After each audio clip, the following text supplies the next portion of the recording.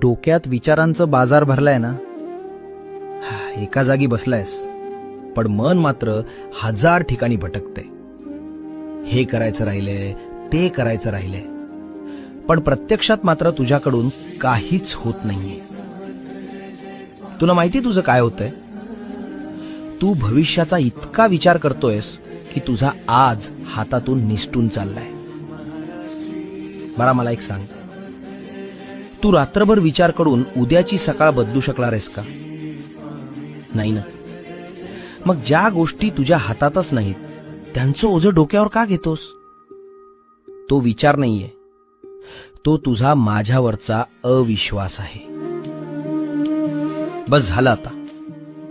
काय होईल, कसा होईल हा विचार करायचं काम माझं आहे, तुझं नाही. विचार करत बसणाऱ्यांच्या हाती फक्त पश्चाताप येतो आणि काम करणाऱ्यांच्या पाठीशी स्वामी येतात. उठ आणि या विचारांच्या चक्रव्यूहातून बाहेर पड. भिवू नकोस.